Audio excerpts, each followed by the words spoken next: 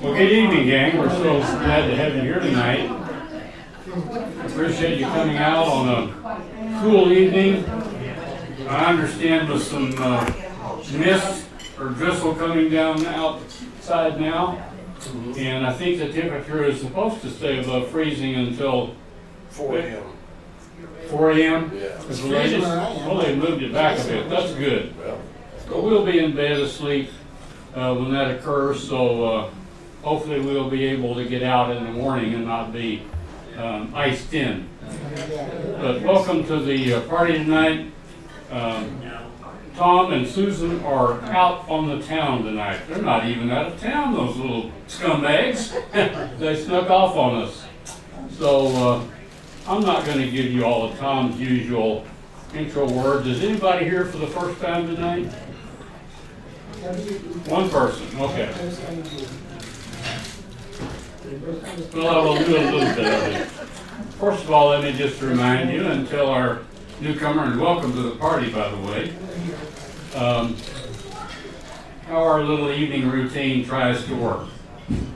We break it up into segments, and we give the speaker up to an hour to make his or her presentation. And then we have a question and answer period. The speaker stays up here at the podium, and John will bring a cordless mic over to you, and you can speak into that microphone and ask a question. That serves two purposes, guys. One is obvious, so we can hear what your question is, right? And it comes out through the speakers. And second, it goes into the videotape that's being taken tonight. Man, with two cameras, we're loaded for bear, you know? So anyway, we're recorded, and then it will be accessible over the internet. When we finish up the question session, we move on to a section where the speaker can take a seat and a rest from his ordeal up here at the podium. And we will give each person who wants to do so 5 minutes to come up and make some comment or questioning the validity of or presenting an alternate viewpoint of what the speaker is speaking to. Now, what I would say to you that Tom doesn't usually enunciate is that really is a time to comment on the speech. If you want to make a presentation, guys, Tom will turn you loose like gangbusters, you know, to come up and make a presentation. It doesn't have to be an hour long. You can come up and tell us what you think for 30 minutes. But please don't take your comment on our speaker's presentation to get up and give a presentation on, you know, the polar bear state in the world right now. That's not really what we're trying to use that for. And innocently, we can sort of slip off into that ditch because we have subject X on our mind. So we don't get angry about that, but it's really not what we're trying to use our time for. So address your comments to what the speaker has said. Agreement or disagreement. Try not to take 10 minutes and have us reminding you to sit down, right? And if we end up with extra time, we don't mind if you get up and give a second comment, but don't do it until everybody who has offered to get up and speak has said something. Take the turn, in other words. Go get in the back of the line, figuratively. So that's our general routine, and when we finish up with that, we invite the speaker to come back up and offer whatever comments the speaker has about whatever blabber we've gotten up here and spoken for your wisdom and to feed your brains. So that's our usual routine. It works well. We enjoy it. We've not changed the format much since we started the group up in, what was it, 1999 in February. Down at the Circle Grill, in fact. And then we moved up into the Highland Park Cafeteria, which closed a bit early for our schedule. And we've been a couple of places since then. we've really enjoyed the hospitality here, and we've enjoyed the quality of the Italian food. The restaurant is very kind to us. They don't charge us a room usage fee. So in return, we all promise to buy food from them, not just come and be freeloaders. And please tip your server generously for the service we get tonight. That justifies our presence here to some degree. So John is going to introduce the speaker, but maybe before I have him do that, I know we have one comment coming up, and he's ready to come to the mic, so come on up. I think I've said enough of my blabber. And does anybody else have an announcement they need to make this evening? No? Okay, it's all yours, and then John, it's all yours. Murder for me. Okay, the handouts that you have there show the meeting next Saturday on February 17th as being open. In fact, I did notify Tom, and I think we have it covered. I'm going to be talking with Marissa, who is a researcher with Jim Mars, and the subject, the title of the talk is going to be Writing the Octopus. And we're going to try to cover some of the stuff in the alternative media. I'm going to try to give you an answer to the question is, what is all this about QAnon? And maybe some other things. And Marita has got a wide number of subjects she's likely to cover related to her research with Jim Mars. And so, Writing the Octopus next Saturday. Should be good. Yeah, should be good. Yeah, be slim to get by this one. Well, actually, so tonight it gives me very great pleasure to reintroduce Ken Sauter. He's spoken to us before, so here he is again, and on the topic of power and so on. Well, Ken has a bachelor's of fine arts in design from Carnegie-Mellon and an MBA from Letourneau University. So I'm hoping that these accomplishments will put him in great stead to talk about power. Most of us, I think, have been aware that there seems to be power behind the throne. Someone is pulling the strings. And so tonight's presentation should be interesting to most of us, because I think we know that things have been going wrong a bit, or peculiar, you might say. Yeah. So anyway, so Ken is define what is power, how it can be used for us, and with us, and against us, and mostly I probably can say against us. And then, interestingly enough, how can we fight back against power? How can we take it back?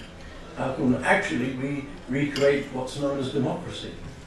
Ken, it's all yours. All right.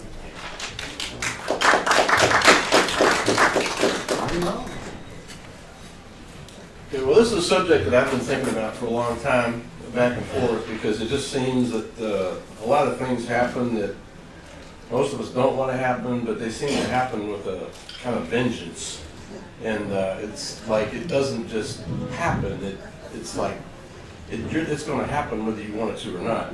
So, so this is not a polished presentation because this subject is pretty vast.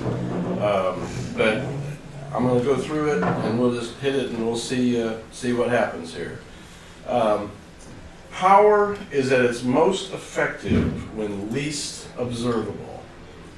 So if you were in a ring fighting someone that you couldn't see, you would have a hard time.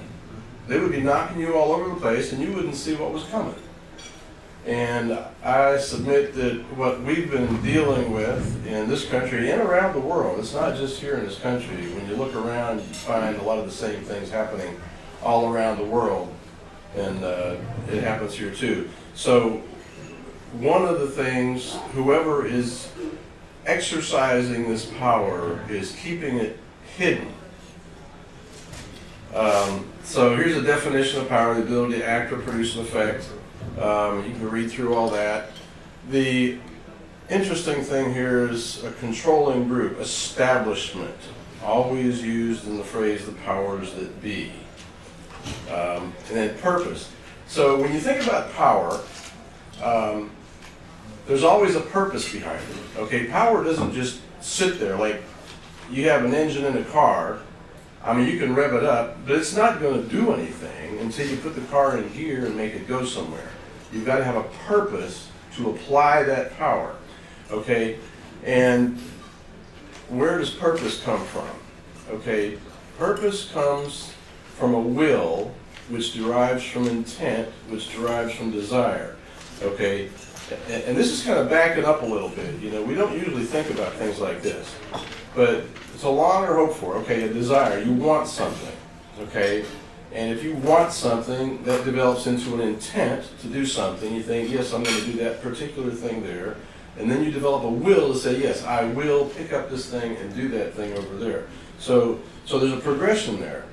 Now, authority is the right to be obeyed without question. That's like the ultimate power. When a policeman pulls you over on the road and he says, step out of your car, you don't question that. The policeman has the right to demand obedience without question. He's got that authority. Okay? And when we look at power and how it's used in our country, it's always coming from authority somewhere. Okay? And power is controlling behavior. So when that policeman tells you to step out of your car, he's controlling your behavior. I mean, you're doing what he says because he has that legitimate authority to do that. So if you start with desire, desire becomes intent, intent becomes a purpose, purpose generates a plan, the plan is implemented with authority and power. Like if you want a cup of tea, you develop the intent to do so, and then you go to the cupboard, you pick out your tea kettle or teapot, whatever, you do all that, and you make a cup of tea. Okay, and you have the power to do that. Now, if somebody put a lock on your cabinet where you would have to get permission from them to get into your cabinet to get your tea kettle and teacup out, that would be, you wouldn't have the power to just go have a cup of tea. You would have to go to someone else to get permission to do that before you could go ahead and do that. So I mean, we don't think about that kind of stuff like when we're in our own house. We have the authority to do whatever we want in our own house. If you want to remodel it, you can go ahead and do that. You know, if you want to redo your roof or change the art around, you have the right, since it's your property, to do whatever you want there. You have that power. And just as a quick aside, there are places in this nation, I think California in particular, where there are regulations in effect where you cannot even collect rain to save it as water because it violates some regulation. It'll run off. Yeah, so that's something. Now, to think about desire here, okay, whales don't have any desire to sit in trees and sing. You ever think, you know, whales just don't even think about that. Okay, canaries have no desire to swim in the ocean and eat squid. And we generally don't have any desire to jump out of trees and act like baboons or throw bananas at each other or anything like that, because it's not part of our nature. Okay, desire has to do with your nature and your natural environment. Okay, and you take a whale in the ocean, he's perfectly happy doing whatever he wants to do. You drop him in the desert, and he's probably not going to act like a whale. He's going to act really weird because he wants to get out of that environment. He's back into his native environment. He's got a really intense desire to get out of that and get back in. Now, the reason I'm bringing this up is because power is always driven by desire somewhere. So what this brings up is, what is the nature of those people or beings, if you want to go that far off, who exercise power, you know, in our sphere. So that's something to think about. All right, so desire expresses an aspect of who we are with respect to the environment we're in. You know, when a whale is in the ocean swimming around, he's perfectly happy generally. He's doing what he wants to do and no problem. That's his natural environment, and he's doing what he wants to do. He has the power to be himself and do it. It has everything to do with who we are in our natural environment. Now, as another aside here, it's like children have a natural environment where they have parents who love them and take care of them, and when children are loved and taken care for, they generally act pretty normal. They don't go around committing crimes and doing things like that. So when children grow up in dysfunctional families, it creates an unnatural environment, and they're acting in a way that's trying to correct what they see as a problem, subconsciously or subconsciously, to correct that. So there's that desire again, and that child is exercising his desire to get back into his natural environment, where if he was in that natural environment and he received the love that he needed, he'd probably be fine, and he wouldn't want to be doing anything. Now here's some interesting quotes. Basically what's going on here is that when you give someone power, particularly an ultimate power, it reveals what that person is. You know, nearly all men can stand adversity, but if you want to test a man's character, give him power. And that's when you find out what someone is like. When they have the power to do whatever they want, what are they going to do? And that's why I think, I believe that we always have to appeal to a higher power above man, because when man is the ultimate power, and you get someone with like an absolute dictatorship, there's nothing that keeps them from doing whatever they want. And how many benevolent dictators have we seen? I mean, there may be a couple, but by far they're the minority. Whenever someone gets the power to run an entire country, it almost always becomes, you know, a dystopia of some kind. Here's another quote, some more quotes you can just read. But again, like Dolly said down here at the bottom, the secret of my influence has always been that it remains secret. And that is key to this discussion about power. Because if you don't know what somebody is doing to you or around you, you don't know to resist it or to fight it or to even be aware of it. And it's going to affect you, and you're going to end up doing things or being in situations where you wonder, how did I get here? What's going on? You know, for instance, over the past, 50 years or so, I mean, I remember growing up in the 50s, America was a very, very healthy place to be. You know, you could leave the door open all night, I remember gas stations leaving oil out all night, supermarkets would leave stuff out all night. Nobody worried about anything being stolen.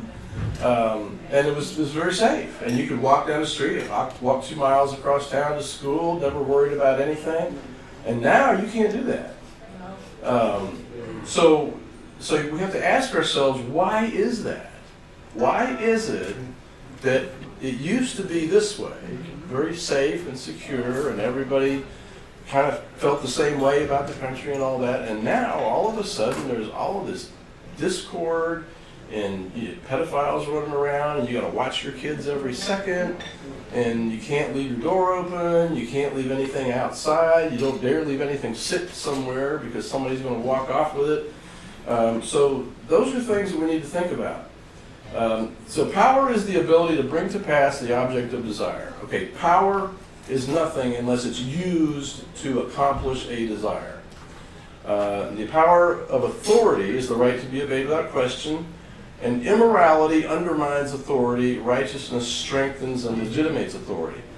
So when somebody is trying to be a dictator, they're generally doing things that people don't like. They're either torturing people or executing them or kicking them out of their homes or something like that. And that kind of thing makes people resist it. Okay, I mean, we don't like that. But if you have an authority that is actually doing the right thing and taking care of people properly, and working for the benefit of people, people will do anything for them. I mean, because they trust that authority who is doing the right thing to do the right thing, and that authority is doing the right thing, so you feel good about cooperating with them. The trouble is that doesn't happen as often as we would like it to think. Okay, power has everything to do with purpose and plan. So if there is power, it's being used for something. Now, our fundamental desire as Americans, or anybody really, is to live in peace, practice whatever religion or beliefs we hold without interference, and to be unmolested by government or criminals. I mean, the way we think of government is supposed to protect us from criminals and itself. And we desire to pursue our dreams and be able to express ourselves without undue restrictions, and at the same time, we have no desire to harm others. Okay, so if it's just you and me, we're gonna, hang out, sit around places like this, talk about things, go out and do what we want to do, maybe go out and do some sports or something like that. And as long as we're unmolested and we don't have anybody breathing down our necks trying to make us do something, I mean, we're happy. Sit around a campfire, tell stories, or whatever we want to do. Now, this is where we have a problem. This is a quote from 1984, the book. Now, I will tell you the answer to my question. I think this is O'Brien speaking. It is this: the party seeks power entirely for its own sake. We are not interested in the good of others. We are interested solely in power, pure power. What pure power means, you will understand presently. We are different from the oligarchies of the past in that we know what we are doing. All the others, even those who resembled ourselves, were cowards and hypocrites. The German Nazis and the Russian communists came very close to us in their methods, but they never had the courage to recognize their own motives. Here's desire, motive.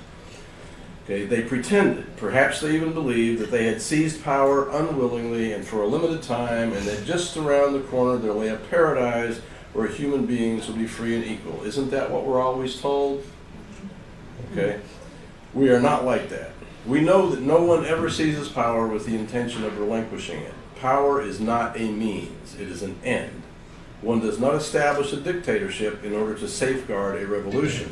One makes the revolution in order to establish a dictatorship. The object of persecution is persecution. The object of torture is torture. The object of power is power. Now you begin to understand me. So, this is kind of a raw expression of, I want what I want and I don't care what anybody else wants. I'm going to get it, and if I have to torture, kill, murder, maim, whatever, that's fine. We'll just do that. So, in 1984 was a very prescient book. I mean, we refer to it regularly. Okay, so he was talking about the state. So who is the state? Now, we generally think of the state as the government, this amorphous thing or whatever. But the state is an oligarchy, and that's a group of people running things. And when our founding fathers gave us the Constitution, they created basically a constitutional oligarchy in a way, in that the president is the mastermind that organizes everything, and his cabinet is the oligarchs of the different areas of the government. So we elect the president, who does what we want and tells all of these other people in the cabinet to do what he wants in service to us. That's the idea. So whether or not that's actually happening, the state is always an oligarchy. There's always a group of people in key positions who understand how certain areas of the government works, and the state is always controlled by a mastermind. There's always somebody behind the scenes who knows how to put things together and make things happen. Now, it may be that there are a group of these masterminds who are all on board with the same particular agenda. But at the same time, the agenda is always the same for those oligarchs. Well, I wouldn't say always the same, because you have squabbles between people. Somebody wants to do A and the other guy wants to do B, and they happen to overlap in some areas, so they fight about it or whatever. But generally, what we've been seeing over the past 50 or 60 or 70 years, or longer than that really, is a state that has a will that we can define. I mean, we can look at what the state has been doing, and we can define what they've been doing in a lot of different areas, and they're all consistent toward a certain end. Okay, so the state is people, and there are people who control different parts of the government, who agree with other oligarchs in the government, and they all coordinate their efforts in one way or another to bring about this end that they want. And of course there are millions and millions who agree with the state and do its bidding, and those are the people that are getting paid to do the bidding of the state, and they generally don't think through what they're doing. They're just getting paid to do it, and they do it, and they say, good, you know, I get paid pretty good, so I'm fine, so I'll just do whatever they say. Now, there's different types of power. There's unilateral power. It's what one person can do, what you have the power to do yourself. I mean, maybe you can make some artwork, or you can design something, or build something, make a painting, rearrange a room, whatever it is, okay? But you can do that on your own. And then there's relational power, what you can convince other people to do.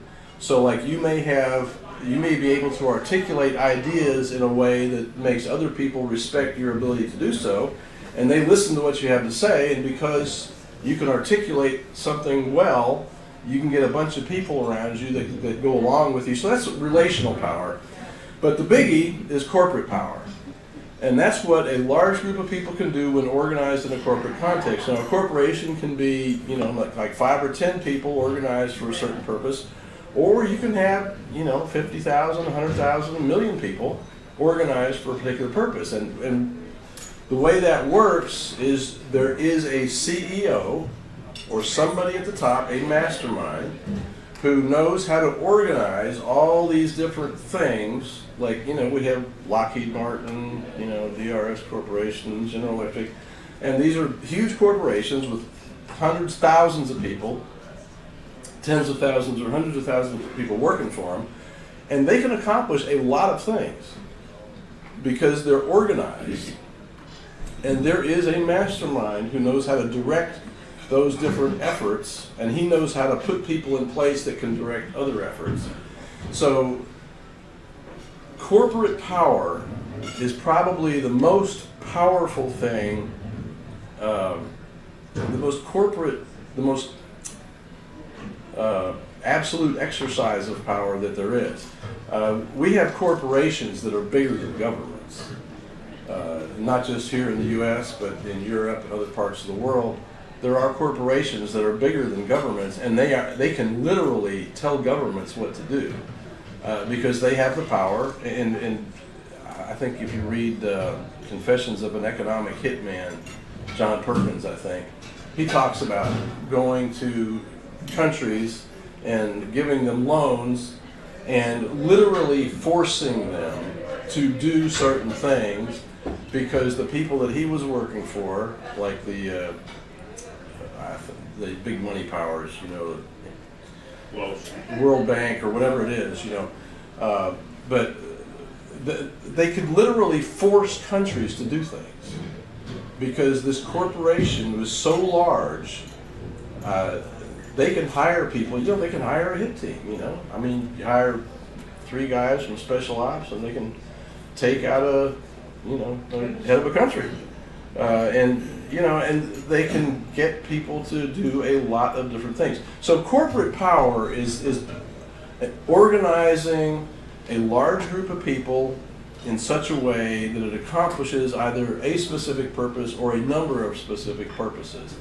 And that generally has a lot of resources behind it to use that.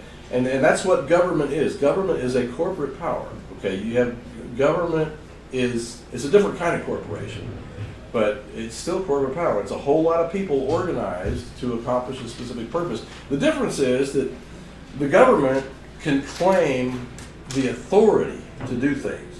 Government says that, we've got the authority to make these regulations, and by God, you better follow our regulations, because if you don't, we'll put you in jail. Corporations can't necessarily do that, but they can do an awful lot right up to that. So the different realms of power, okay, we have education, religion, government, police, all these different things here, and there's probably a whole list of other things we can add here too. So when you think about these things, in religion, you don't have regulations so much. You have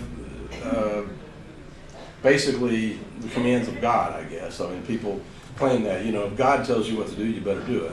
In education, there's all kinds of regulations. Just ask a teacher, they'll tell you there's all kinds of regulations that they've got to follow, many burdensome regulations.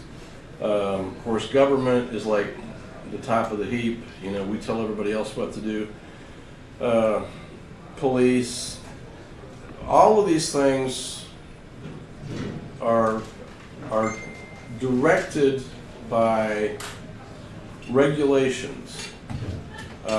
What always happens is burdensome regulations are imposed with all the authority of the state. I mean, look at California. I mean, it wasn't within the past year or two, they passed a law that regulates cow flatulence. And by God, they're going to regulate cow flatulence because we're the state, we're the government, and we're going to do it. And recently, they were just considering, I don't know if they passed it or not, but they were considering a law to fine waiters or waitresses $1,000 for bringing a plastic straw to someone if they didn't ask for it, and it was like 6 months in jail if he did it. This kind of thing, I mean, this is like the ludicrous. I can't call it a limit because when you look at California, you don't know what they're going to come up with next. But these burdensome regulations, I mean, we've all heard the stories. EPA, says, well, you can't use your land because there's some special kind of duck that lives on it, or some frog, or something like that. So these regulations come from the state, and the state has the power of violence to enforce the regulations.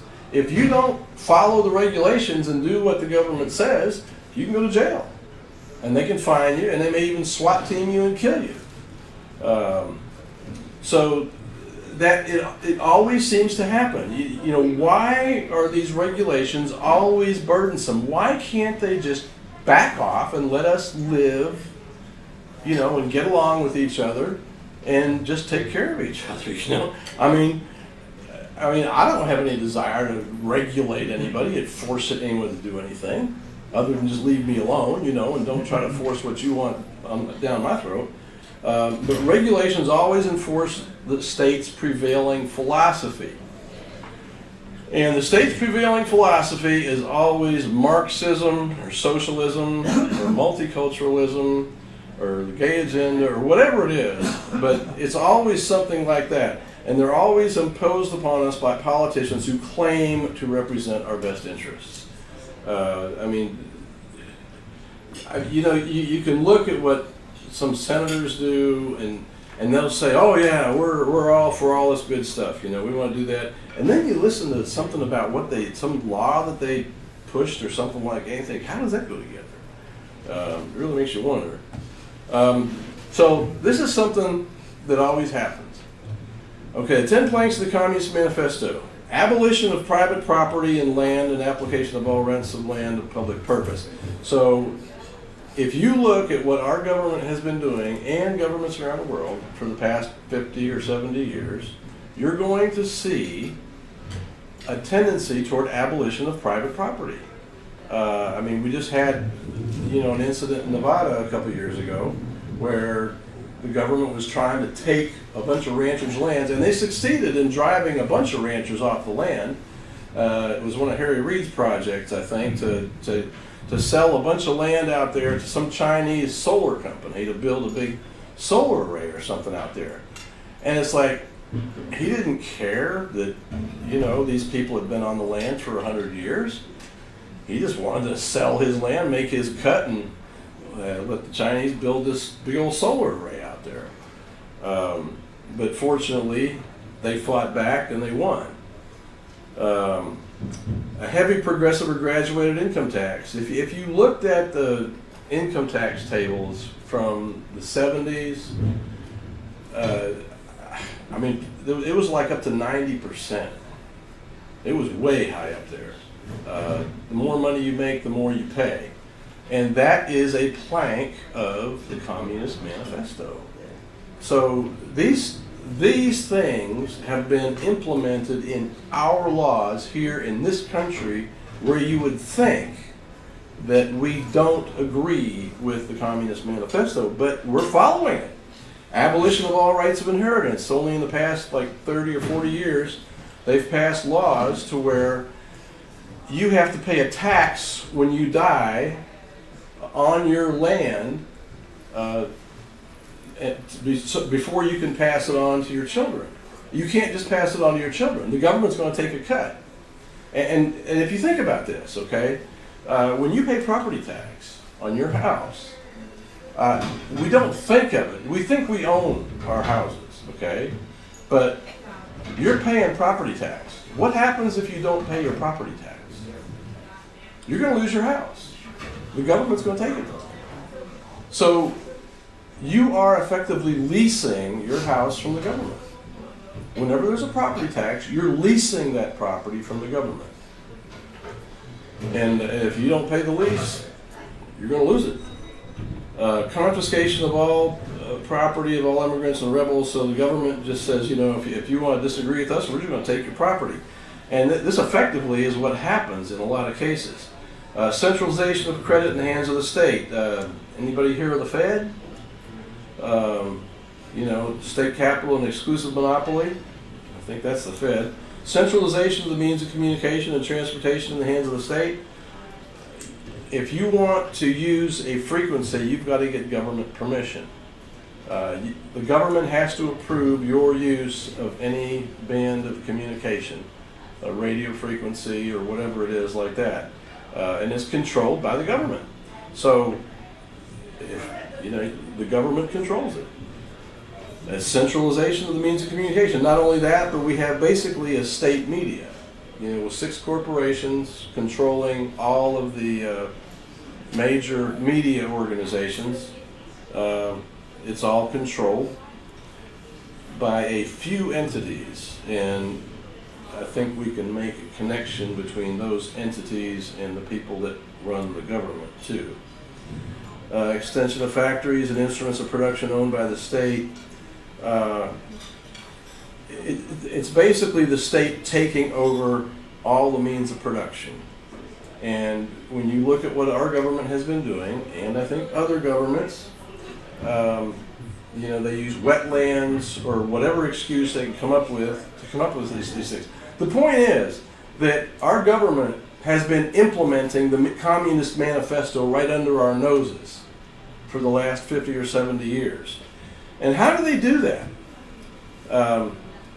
Well, they've got an agenda, okay, and the agenda, along with the Communist Manifesto, that's not the whole thing. Part of what they're doing is trying to destroy the native culture of the country. You know, we grew up in a Judeo-Christian heritage where we believe that there's a higher power above man that everyone is accountable to. We followed the 10 Commandments, and family's important, and people generally got along pretty well. But the agenda of the state is to destroy the native culture of the country, destroy the family, and you can see these efforts all over the place. Sustainability. Now, sustainability is always presented as a good thing. You know, and you know, it's a good word. You know, we want everything to be sustainable. But when you look at the green agenda, sustainability is a code word for the government controlling use of land. And ultimately, when you get into sustainability, you're going to end up with the government controlling how the land is used. And you won't be able to do anything about it if you let it get that far. And it's already that far in some places. Imposed multiculturalism. We've got, you know, people, I've heard people say that, you know, like Black Lives Matter will say that if you're black and you don't agree with your agenda, you're not black. Like, Thomas Sowell and Walter Williams are not black because they don't go along with the agenda. Multiculturalism it's touted as a way of including everybody, but what it's doing is imposing an agenda because it excludes anybody that disagrees with it. I mean, completely excludes anybody. You disagree with multiculturalism and you're on the outs. You're not valid. And then another part of this agenda is to get the population worked up about an outside threat, be it global warming, some alien threat, wild weather, whatever it is, and to get the population to demand government intervention. The government wants people to demand government intervention so they can impose all they want. Say, okay, you wanted us to help you, so we're going to come in and we're going to help you, and now we're going to dictate to you and tell you how things are going to happen. And the ultimate agenda is going to be genocide of the population. I mean, when you think about the end result of all of these things, it's basically killing off everybody. If you can't use your land, you can't grow things, you can't collect water, you can't raise animals because, the cows are farting and they're too much or whatever, you can't do it, you end up dying. It's like a cancer. So the way they do this is they control the flow of information, they control the major media, they control which books are in libraries. You can go into libraries and find and not find certain books that you're looking for. And there are efforts. I mean, you can research this and you'll find that there are people that go around making sure certain books are removed from libraries and certain other books are there. Control broadcast licensing. So you've got a government entity that controls broadcast licensing, and if you don't do what the government says, they're not going to give you a license. You won't be able to talk. And I've had been very frustrated with terrestrial radio. I mean, I was always looking for somebody that was going to, say some things that I agreed with or believed, and it's very hard to do. For a long time, I think back in the 80s, there was, talk shows. Rush Limbaugh came out then, and some other people came out, and that was like a breath of fresh air. It's like, wow, somebody who actually doesn't say the same thing everybody else says. But it's really hard. Like it's still hard. When you listen to radio, it's like controlled. There's a controlled, line that's talked about. Make the population sick. We have cancer, vaccines, fast food. How long has the war on cancer been going on? Seems to me back in the 50s and the 60s, cancer was hardly ever heard of. And sometime after that, we started a war on cancer, and now we've got cancer everywhere. So was the war on cancer to get rid of cancer or to create more cancer?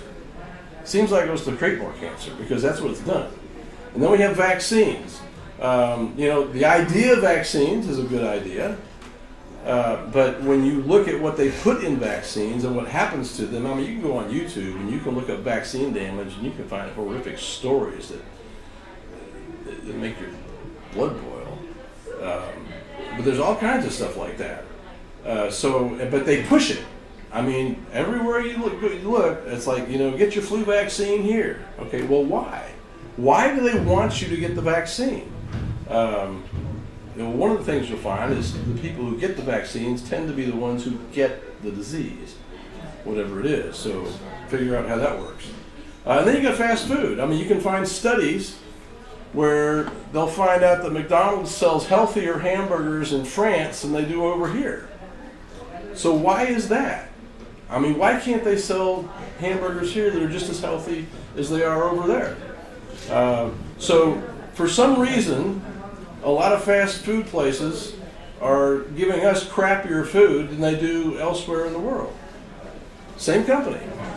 Okay, and they're controlling access to water. And if you want a really good dose of this access to water issue, there's a group called League of Independent Texans. They're fighting a water battle in the Hill Country, where there's a group of private interests that are trying to get control of water in a multi-county area.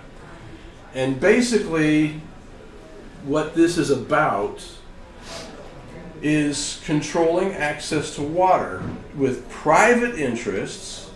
So if it's a private interest, they can charge whatever they want to give you water, because after all, it's a private interest, they have to make a profit, right? You know, if it's the government, then they're giving you water because it's a basic need, and the government provides it as a service to people, and they just charge what's necessary to get it done. But if it's a private interest, you know, hey, you know, they're going to make a profit. Same thing with access to power. Now, if you look into the fires that we had recently in California, I have read that, or heard anyway, that the smart meters started doing a lot of strange things before all those fires happened. And when you look at the results of those fires, there's some very strange results. You have whole blocks of houses burned up, and you have green trees still standing. So how does that happen? How do you burn up a house and you don't burn up the trees that are right next to it? There's a lot of weird things that happen with those fires. But basically controlling access to power, and when you look up the Internet of Things, which I didn't mention here, but it's there, they've got appliances. I don't think you can buy an appliance now that doesn't spy on you. It's all hooked up to the smart meter idea, where you know your dishwasher goes on or whatever, and somebody in a remote location can look at that and say, "Oh, well, Hank turned on his dishwasher at 6 a.m. this morning. You know, he must be in the house." And they can tell when you're watching your TV. They can tell when your washer's going, your dryer's going, and all of this kind of stuff. I mean, you can read those signals, and they're doing that kind of stuff. And they're controlling access to power, and they're controlling police. One of the ways they're controlling police is the government is giving federal military equipment to local police. Now, why do the local police in a 2,500 or 3,000 population town need an MRAP? You know, why do they need a tank or anything like that? They don't need that stuff. But the reason for those things, at least in my estimation, you can say I'm wrong if you want, is that when the government decides to impose martial law, it'll be very convenient for those police to have all of that military equipment in case there's anybody in that area that wants to resist the government. So another way that they're doing this is overwhelming the population with people who hate us. For instance, we have jihadis coming in from all over the place. And look at Europe. I mean, Europe is the basket case. These Muslim men that are coming in from Africa and the Middle East are all military-aged men, mostly. I mean, there's some families, but they're mostly military-aged men. So, and they're infected with jihadi ideology. And they want to create a caliphate. So why is Europe letting them in? Not too smart, if you ask me. Another part of the plan is to eliminate honest intellectual discourse. If you have honest intellectual discourse, you can bang ideas against each other, and you've got one idea that has some evidence behind it. Okay, I'll consider that. And then you got a competing idea over here, and okay, well, you're missing this kind of evidence over here. You need to prove that first. And we can discuss things like that. Now, I don't agree with global warming, but if you can give me evidence, I'll listen to it. I mean, give me a reasonable, honest presentation of what you believe and why you believe it. I'll listen to it. Let's talk about it, and I'll present evidence from what I think, and we can maybe come to an agreement. Okay, but we need honest intellectual discourse. And what happens is that there is an agenda, and the agenda is pushed using authority, and it's implemented with authority and with a vengeance. And if you don't agree with it, I mean, we're not going to listen to you. We're just going to crush you and step on you and get you out of the way. And another part, which is always part of this, is the government wants to control all means of force, and that is gun control. If you have a population that is able to defend itself against someone who is trying to impose some unreasonable demands, you can't do it very well because the population is going to blow your head off. You keep that up, you're going to get your head blown off. And so that is how we control the government. That is our last line of defense against an out-of-control government, which is exercising power the way it shouldn't be. So the way they do this is authoritarian implementation of ideas that are used to impose laws and force obedience. Now, these are 4 things here: transgenderism, gay agenda, global warming, abortion. There's probably a list of 50 different things here. And I don't have a particular problem with any one of those things. I mean, if you want to be transgender, you want to be gay, fine, go ahead, be that way. I don't care. If you want to believe in global warming, that's fine. I don't care. If you want to believe in abortion, that's fine. But don't shove it down my throat, okay? If you want to believe that, fine. If you want to have an honest discourse about it, and you want to talk about it, and you want to present your ideas, and I can argue with you back and forth, we can maybe come to an agreement, maybe not, but we can always disagree. You go your way and I'll go mine. But what happens is that these things are part of the agenda.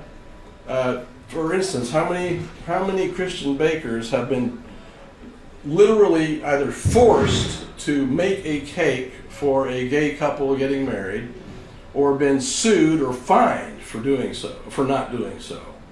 I would say that it's a matter of conscience whether or not you want to make a cake for a gay couple if you're a Christian. Or if you're a gay, maybe you don't want to make a cake for a Christian couple. I'd be okay with that. I wouldn't go to you anyway. But what happens is, rather than going off to a gay baker and finding a gay baker to make their cake, they want to impose their agenda on the Christian baker. They want to literally force the Christian baker to agree with them. And I have a problem with that. That is an exercise of force that is, I think, unlawful. It's unlawful and illegitimate. Trying to force someone to act against their conscience is not legitimate. Okay, and then what they do is they convince the general population that these ideas are good, and they eliminate honest debate. So they want to present all of this stuff like it's really good, and then eliminate honest debate because they can't really defend them very well. I mean, there's been, you can see interviews on the internet where somebody will go to one of these Antifa rallies or something like that, hold up a microphone to them and say, why do you believe what you do? They won't answer the question. They just say, you're a Nazi. So it's like, we don't think, we just call you a Nazi, or whatever it is. So there is no discourse. It's like, we want what we want, and we're going to shove it down your throat whether you like it or not. So the result of that is slavery to a dystopian tyranny. If we let that stuff happen, and ultimately extinction. It's like cancer. Cancer cannot live on its own. Cancer has to feed off of something that is healthy. And cancer makes what is healthy unhealthy. But when cancer finally takes over that entire thing, it dies.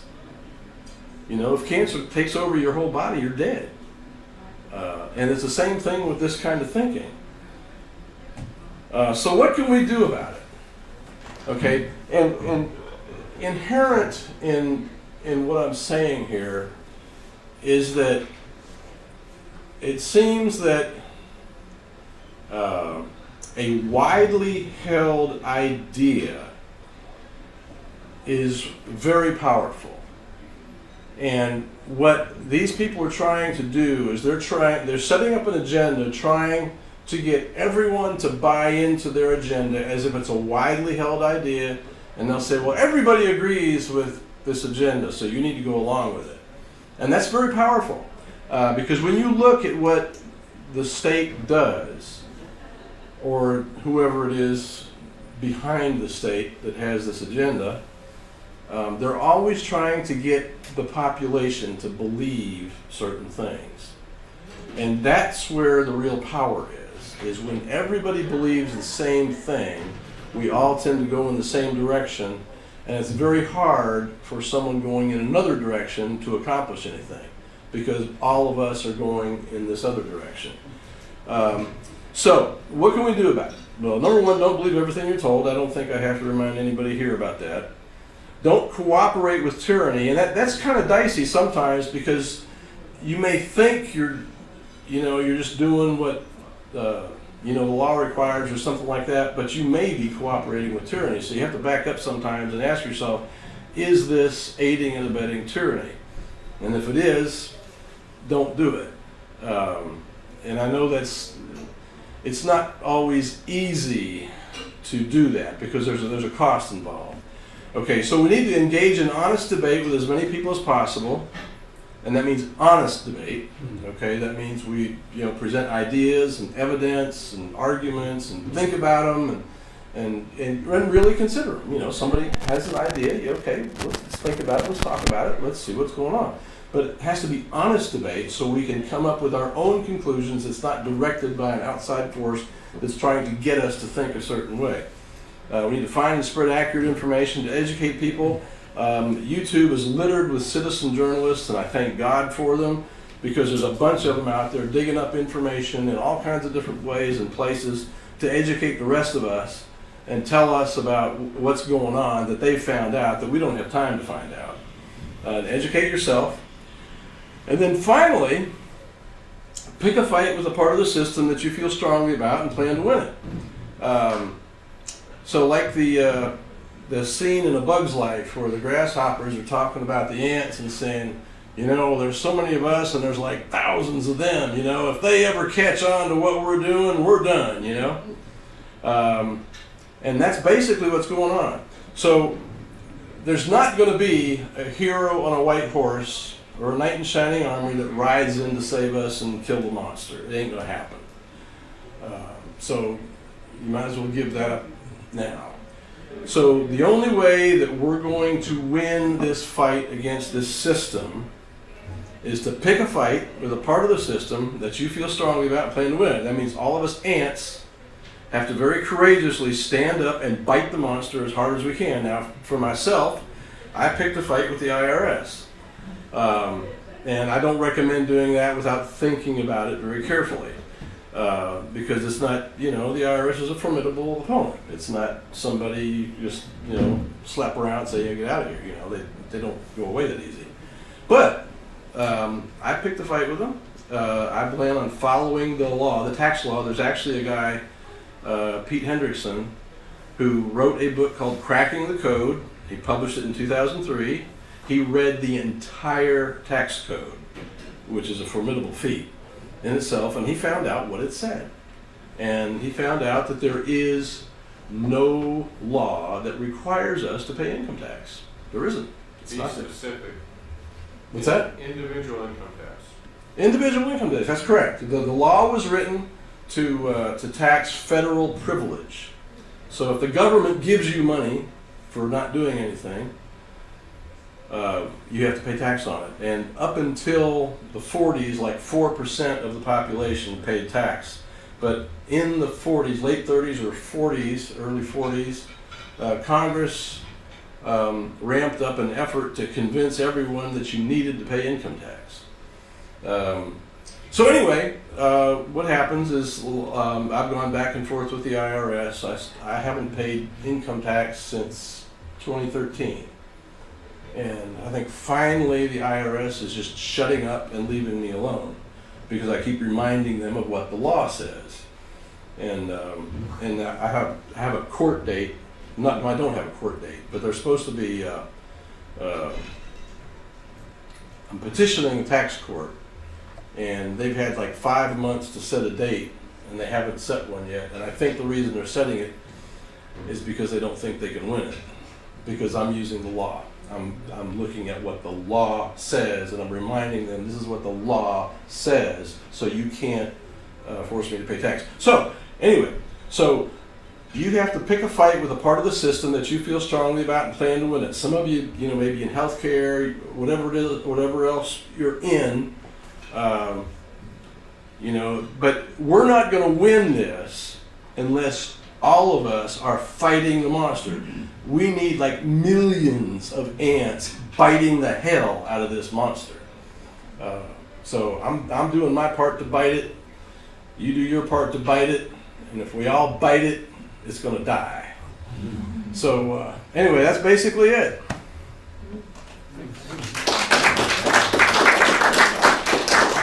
And I have 3 questions. Hold on, get the microphone. Ma'am, get it on.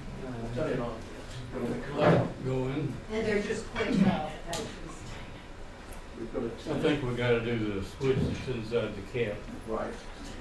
Inside the cap. Yeah, it's 2 switches. 2 switch. Man, it ought to be Yes. 1 switch. That's This it. is not for the faint of heart. Does the light come on? Yeah, lights on. Good, That was good, good. designed by the Illuminati. Sauter switch. Speak to us, John. Let's hear it. It's still not working. Lights on. Was the night before? Still not working. Speak up a little louder. Just a second. I can probably just stand up No, and ma'am. well, then I'll forget it. I don't have. Well, let's go.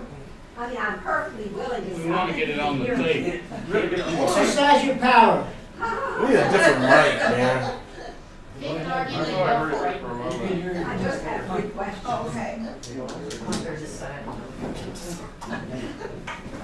Okay. Ken, why don't you let her ask the question Yeah. and you repeat it? That's what. Yeah, go ahead. Go ahead and ask your question.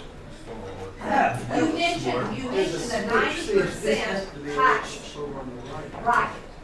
Yep. When did that license end? I don't know exactly what. She said I mentioned the 90% tax bracket, and you're asking when it ended. I don't. I think probably under Reagan, but I don't remember exactly. But I remember looking in the tax tables and seeing 90% in there. It was in existence certainly during the 1950s when my husband was a CPA in Midland and worked for a CPA firm, and many of the oil men would have fallen into that bracket, but of course they had all sorts of deductions. Right. Nobody paid 90%. Right. Second thing, you're talking about an inheritance tax. Mhm. That's if you inherit $5 million. Well, that may be. And then third, you're talking about property taxes. Now, we all hate to pay property taxes. Yeah. We want to keep them as low as possible. That's correct. But how would you fund police, fire? I don't know. I don't know exactly, but our country made it without income tax The lights is. into the 1900s. So we lived for over 100 years as a country without income tax. And the way the government was funded was excise taxes and import duties and things like that. Now, I don't know quite how you would do that. On property. Well, I don't know how. It's a good question because it has to be dealt with. Okay, if we're gonna, I think property tax is unlawful and unconstitutional because basically you don't own your property. If you're paying tax on your property, you don't own it. The government owns it. So we've got to find. I think that's a debate worth having. Is like how do we fund the government without property tax? Because we need to figure that out. Albert. Are you aware that most of the income tax that is collected goes to pay the national debt to the Federal Reserve System, the Rothschild banking system, not to run the country? Oh yeah, I know. Yeah, it's not used. It's not used to run the country or for infrastructure or anything like that. But if you listen to Karen Hudas, she says it goes to the City of London, and from there it goes to the Vatican. So we may be funding the Vatican unknowingly. So, who's next? I had a personal experience with the IRS where they said that there was taxes due on another's estate. Mm-hmm. And I don't remember the details now, it was 15 years ago, but I wrote them a 3-page letter why they were wrong. Mm-hmm. Never heard of it. They let you alone then, huh? Yeah. Well, see, I had a thing. The government's got this thing about frivolous tax returns. Like, if you disagree with them, they'll send you this letter that says, we have determined that you have filed a frivolous tax return. They don't tell you what's frivolous about it. They just make this general accusation with no evidence to back it up whatsoever and say it's frivolous. Well, fortunately, if you go to losthorizons.com, he's got sample letters that in response to things like that. And I took one of those, of course, personalized it with my own situation, wrote back to him and said, you're not following the law. My tax return is not frivolous, and this is why. You're not following the law, so shut up and leave me alone. And they did. The wire disconnected. Oh, years ago, I remember there was a group off of 183 in Irving. Jada, can you speak up? How many See where that wire is going? Okay? Excuse me. Are there very many groups that you know of that are with your same thinking that do not pay income tax? You know, there's a lot of different ways or different groups. Some people just don't file. Yeah. And you know, Pete Hendrickson says that you need to file because the law. Well, you know, I can't give you a discourse on that, but basically he says you need to file. So I file every year. I just say 0. I mean, I didn't make any wages because I get compensated for my services, but that's not wages per the definition. I challenge anybody to read in the IRS code and figure out a definition of wages that makes sense. It's section 3141A and 3121A. If you can read in there and if you can figure out how that defines a wage as something you're being paid to do work, good luck. Because I don't think you can do it. And they can't do it either. That falls in the category of active and passive. Jim, don't mess with active and passive That what? was the wire to that. Income. But that's plugged in. Active and passive income? Well, I don't know that that's relevant though. I mean, Well, because, that's what you're saying about wages. well, This is wages the wire is to the cordless well, that's phone. a different discussion. We'll have to do that another day. But I would suggest that if you want to get some information about paying taxes or not, is go to losthorizons.com and read through his website, and he gives you lots of explanations. I mean, he read the entire tax code, so it's How do you worth. spell his name, please? Pete Hendrickson. HENDRICKSON. Yes. Yeah, go to losthorizons.com. Do you realize that when the IRS sends you a notice of lien on your account or whatever, that they do not have the legal power to actually impose a lien? That's probably so. And everybody believes it, including the bank, that notice of lien is a legal action. It's a complete fraud. Well, right. The IRS operates on fraud. That's right. They absolutely operate on fraud. Go ahead. This is in the way of a comment and a question, but I've got to tell you that for over 20 years, over 2 decades, probably 2.5 decades, I have been in situations where I have videotaped lectures given by various people who the IRS identifies as tax protesters.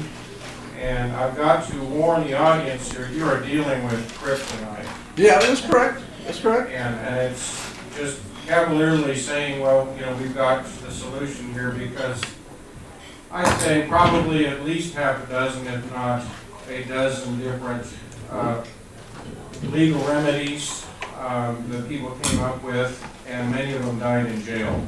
Well, I understand. But one of the things that Pete Hendrickson said is you have to follow the law. And that's what I've been doing. And he makes the point that there's a lot of these tax protesters aren't really following the law. They have a misunderstanding of the law, and because of that, they get in trouble. But anyway, you know, go to losthorizons.com, read the thing, and if you decide to fight the IRS, it's your decision. It's not something that I'm telling you to do, but you know, you have to make your own decision about that, and you have to weigh it very carefully, as I did. And you have to be ready for the consequences, because there will be consequences. Yes, I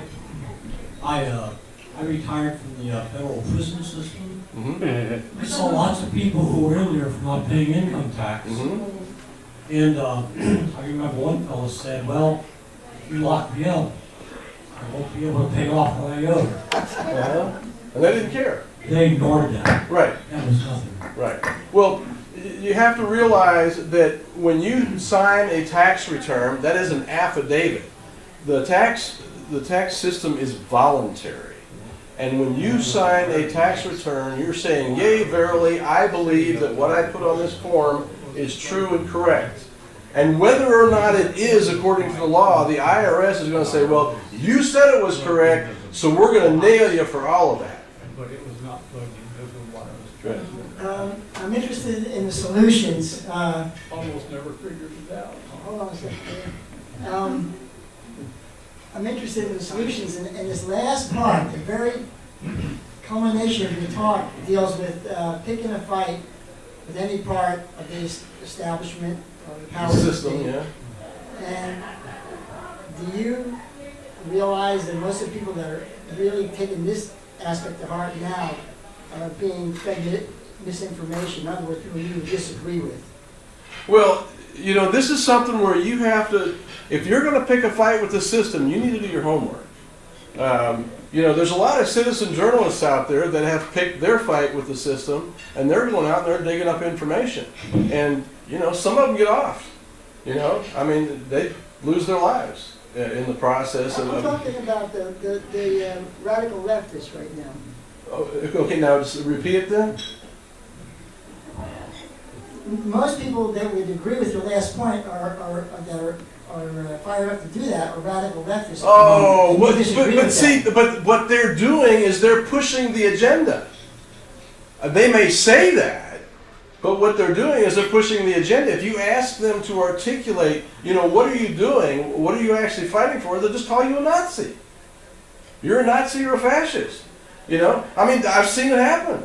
I mean, you know, they go out with a microphone to one of these Antifa rallies and say, you know, tell me why you're doing what you're doing. You know, Nazi, Nazi. You know, it's like, okay, whatever. You know, I mean, they don't think. They're just wound up to do their little activism thing, but they don't think. They don't have brains. I believe the last time I saw Pete Hendrickson was in 2004 speaking in San Antonio. Mm-hmm. And I do believe he went to jail after that. He did.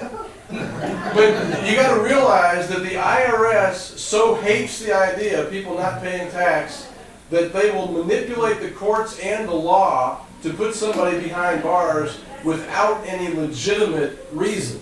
If you look at his legal papers on that, there's no legal justification for the IRS to do that, other than them manipulating the court and just declaring that, well, you didn't do what we said, so we're going to throw you in jail, basically. What does it matter when you're behind bars? It matters because you have to fight. You don't win a fight if you don't fight. Okay, John? Yeah, actually, you started off in one part anyway, quoting the Communist Manifesto, saying that was being implemented. Yeah. Now, are you saying that this agenda and all the institutions that comprise the state, like the institution of education and healthcare and so on and so forth, that the entire system, if you want, has now been fashioned after the Communist Manifesto? Is that what you're saying? Basically, yes. If you read Charlotte Iserbyt's book, The Dumbing Down of America, she details how this agenda has been implemented to basically dumb down our kids so they can be manipulated. And it's all part of the Communist Manifesto. Okay, well, that's quite interesting. But you know, what you're saying is that this really isn't a capitalist system, right? A couple system? A capitalist system. No, it's not a populist system. No, not populist, capitalist. Oh, Capitalist, no. sorry. Well, capitalism, we have to understand what capitalism is. Capitalism is simply free market. That's all it is. It's just, you know, I build something, I sell it to you, make a profit, I make another one, sell it to somebody else, make a profit, and if you like it, you buy it. That's basically all capitalism is. So you're saying this is not a capitalist system, then? This is a... Well, what we're dealing with here is not a capitalist system. So somewhere Now, the other thing you said was that in the 50s, this was like a neo-state that was actually was more operated under the regime of Keynesian economics, where the taxes were pretty high, and yet everyone seemed to be reasonably happy. Right? Well, because they were finding ways around the taxes. Well, but now you're saying, well, just go with the facts, right? Go out facts here. You're saying that in the 50s, everyone was happy. But as you rightly said, the top personal tax rate was over 90%. I know in England it was like 98%. Yeah. Now, progressively, we've seen taxes reduced, okay, down and down and down. We've seen, certainly when I came to Texas, I think the tax rate was something like 4%, or gradually now it's gone up to 8%. Now, in England, they have what they call value-added tax, which is 20% on items. And so you see, what's happened is that I think the burden of taxation has moved off the very rich, and we've just seen it now with Trump lowering the tax on corporations. We've seen the burden of tax reduced and reduced, okay? That doesn't seem like the state is taking a bigger share and controlling much. Well, In fact, just let me finish. It seems, we do not agree, it seems as if it's not the state really, it's the corporatization of and the multinational corporatization that's taking over. It's quite easy to see what it is and where it is, and of course, as we reckoned before, they've actually now bought the whole political system with their money. It's quite evident. And so really the monster you're fighting is this multinational corporatized world. Well, I mean, the government's a corporation. I mean, so you've got that too. But, I mean, the taxes are a function of government, not corporations. Well, yes, true. But what it really depends on, you see, there are the institutions of government, which is, like the healthcare system and schools. Well, and if a socialized system it is. Healthcare should be a private enterprise as far as I'm concerned. Shouldn't have anything to do with the government. Well, that's great, because it certainly could do with it. Well, it'd be a lot cheaper because it was a lot cheaper before the government got into it.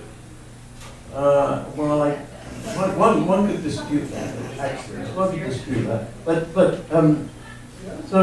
so I think you're casting around the things that you appear to be casting around the things that you object to, but you've not really laid a sort of the origin of where this entity is. You know, it seems to be everywhere. Well, the people that run things tend to be Satanists and pedophiles. And if you do research into it, you'll find out that the people who actually run things, like up to, 60-70% of our congressmen, senators, judiciary, are pedophiles. And pedophilia and Satanism go hand in hand. And, you could make an argument that Satan's the one that's running things. Because, you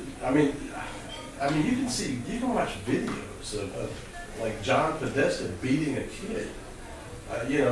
It's like, these people are bad news, man. And they're running things. Just another question. So where does Trump figure into all of this disaster? Well, he's not part of the system. And that's why the system hates his guts. Because he's taken down Obamacare, he's taken down the socialized medicine, he's reducing taxes, and as soon as he brought the corporate tax rate from 35% to 21%, all of a sudden, a whole bunch of middle-class normal folks got $1,000 bonuses and raises. Whole bunches of them. So, I'd call that a good thing. But what about the deficit?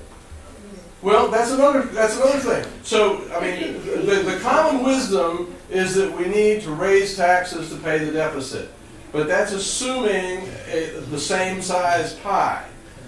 If you give people more money, they'll spend more, they'll buy more, there's going to be more money in the system, there's going to be more taxes as a result, and the pie gets bigger, and the deficit will go down. But anyway. To support a controversial statement you just made, do you realize why Keanu Reeves left his multi-million-dollar income film industry and moved to Italy? Because of the pedophiles. That's right. And one thing that he said, he went to one party and there was a baby in the freezer. Right. And this is not unusual. It's not unusual. This is satanic. It's Satanism. Yeah, it's Satanism. It's not unusual. Keanu Reeves. Are we done with Q&A? I have one more question. You know, it's not always government who takes your land away. Remember when they built Arlington Stadium? Hundreds of homeowners lost their homes. their right. properties. Well, And you know what? Only one person was able to sue who owned the horse farm. right. And so what that was Jerry Jones getting the government of the city of Arlington to impose eminent domain and take all these people's property. They're not our big federal government, Jerry Jones. Well, it was the Arlington city government that did it. And you know what? It's the same when they built the Bush Library. A lot of people lost their homes. And they Yeah, I know. And government does this all the time. But I didn't think it's government, it's private enterprises, corporations. Had nothing to do with the federal government. Well, it's local government, county government, whatever. Eminent domain is a function of government. But see, that the eminent domain was not building the stadium because eminent domain is for highways and stuff like this, Well, not for entertainment. That's correct, but it was used for that purpose. Yeah, that's wrong. And absolutely it was wrong. Absolutely it was wrong. I think on this issue, look up Joan Vion, who researched the UN a lot. Oh, yeah. In the 85 UN Rio conference, she came up with, she discovered there this concept that the UN has had of public-private Partnership, which yeah. is where they take everything away from the people that should be run by the government and put it into private hands, just like you have mentioned. Exactly. It's going on all over the world. All over the world, absolutely right. Are we done with Q&A? Are we done with Q&A? Okay, I'll sit down and everybody else gets a chance to speak.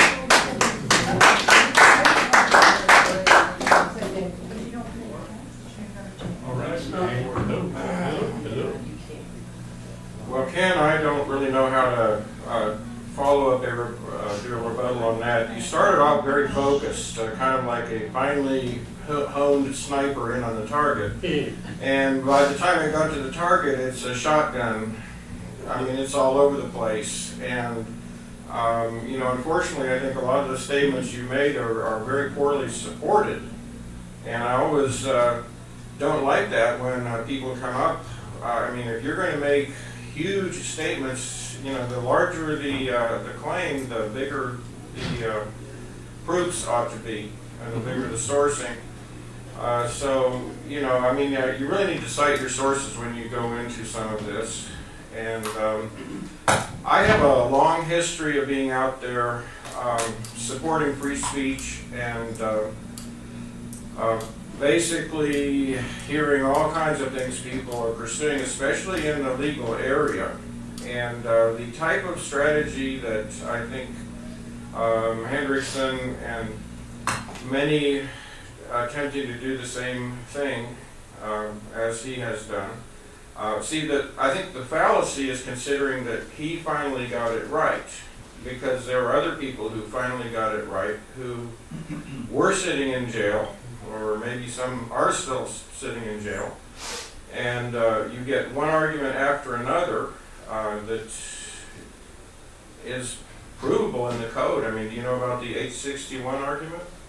Not particularly at the moment. See, 861 argument, or you got Irwin Schiff, who was into filing the zero return. Erwin Schiff, wonderful, wonderful guy, wonderful speaker, and he ended his days as an octogenarian in jail. And got very poor medical care towards the end. And his son Peter Schiff is still out there doing investment advising.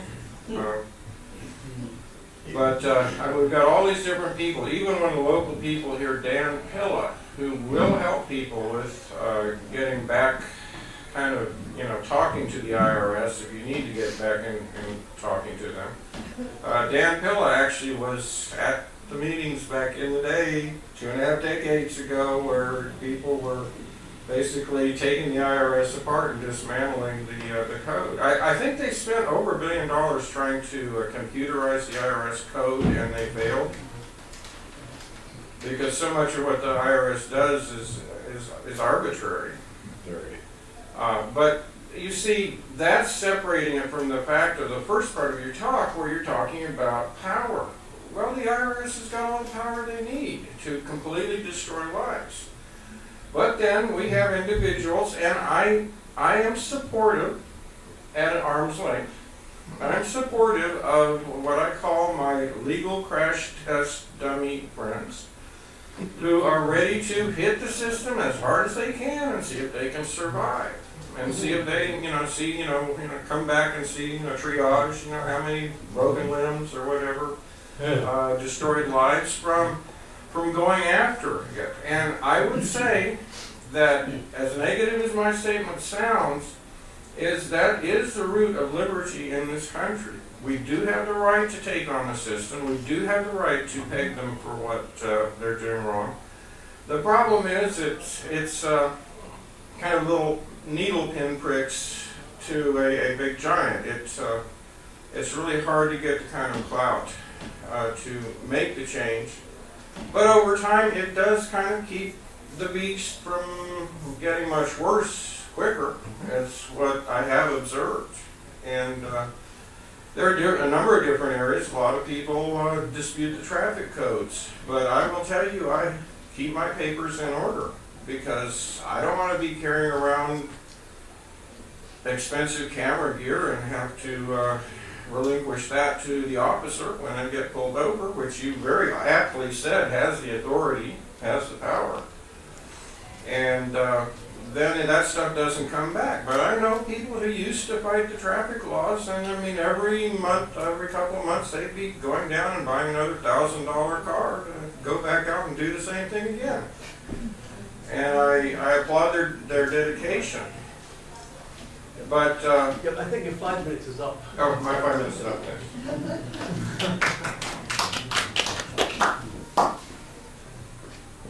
Time to speech. Well, I would like to take my once-in-a-year prerogative of combining about 6 5-minute talks here. What do you do to speak? There is so much that you touched on, and there's just no way you could have spent less than 14 hours documenting everything. But everybody here needs to do their own research, and not just sit back and listen to other people and say, well, I don't think I believe that, and so forth. There is so much going on that most people on this planet could not even possibly believe, because, oh, those are conspiracy theorists. Oh, he believes in UFOs. Things like that. There is more going on than you would imagine. I have certain little rules that I set for myself. One is that every government agency lies, but NASA tells the biggest lies and the most lies because they have the most to cover up. And I think you need to research that area. Concerning the Federal Reserve, I've said it a dozen times, everybody needs to read the book, The Creature from Jekyll Island by Griffin. That should be required to pass a test on it in school. It is a history of the whole international banking system that includes the Federal Reserve as part of it. Get the little download book, All Wars Are Bankers' Wars, and The Nameless War, and Germany and England. Get these 3 little download books and you'll get some information that you're not going to get in the newspaper. My goodness. When I was a kid growing up in Florida, we were in a little country town, we had our own well. And now, from what I understand, if you want to drill a well and get water in Florida, you have to pay the state because the state's decided they own the water. Mm-hmm. This is just more of that public-private partnership. I think the biggest problem with humanity is that I think if you look into the history of it, you will realize that it's very possible that humanity is not indigenous to this planet. It is a biological combination of various life forms. And I think that's exactly why humanity on the earth is totally out of step with nature. We do not blend with nature. We are destroying this planet. There are ocean areas of square miles of floating plastic junk. We just do not blend in with nature. And I think we need to put some thought into that, because blending in with nature, I was fortunate enough to grow up in a little tiny town in Florida, 10,000 people, and across the dirt road from our house was the woods. And to me, that was my salvation, and that brought me closer to a belief that a real God exists. There's just too many things that were beyond, oh gosh, where to go with all of this. The pyramid on the dollar is very telling. These satanic people, and I'll tell you why I believe in that. My nephew, a very bright young man, went to St. Andrew's College in Fife, Scotland years ago. And he discovered that a lot of the elitist families send their children there. And he was eccentric, and he got to know a lot of them. They pal around. And he discovered that all of those families, whether they hold themselves out as Catholic or Lutheran or whatever, that's sheep's clothing. That fervently and secretly they're Satanists. And they firmly believe that in the death of an individual, another can extract that departing life force, absorb it, and strengthen and lengthen their own lives. And through the deaths of millions, a few may attain physical immortality. Now, whether that's true or not, they believe it, they're in power positions, they are going to have constant war, famine, and pestilence. And I had a man 27 years in the CIA tell me one day that all wars, famines, and pestilences are not natural events or stupidity in diplomacy. They're brilliance to make it look stupid. Just on the much lower level on the pyramid of greed for money, because that's not the top level, the military-industrial complex absolutely does everything it can to keep war going, because they make billions out of it. Every bomb is worth more than you can imagine. Every rocket, everything is just... It cost $500,000 to take a major machine and put it on an airplane and fly it to the Middle East. What machine? Authority, let's talk about that. There are people who listen to a higher sense of right and wrong, whether they call it or identify it as God or Allah or whatever they want. And then there are those who are driven by their sociopathic tendency of greed and lust for power. And that's what we're seeing now. If you go to, what is his name? PaulCraigRoberts.org. PaulCraigRoberts.org. PaulCraigRoberts.org. Did it get in? Go look it up. This guy used to work in the Federal Reserve, and he is talking about a lot of what's going on, and it's beyond the imagination. He says that he thinks the only thing that's going to save us is that, yes, John, every one of us is just a pinprick, but 10,000 pinpricks are a lethal dose of ant injection when they bite you. I woke up one time in the middle of the night, I was living out in the country, and these fire ants had come up to the upstairs in that little place, come in under my sleeping bag and my sheet, and gotten all over my entire body. And then the commander of that little group blew the horn, and every single one of them bit simultaneously, over 150 bites. Naturally, I was in the shower real quick. Now, concerning vaccines, you have to watch the film Vaxxed. Yes. You have to watch it. It's a great film. When they had the big scare of the I H1, think we're at the 5 minutes. but I've taken 30. Well, I'll take my 5.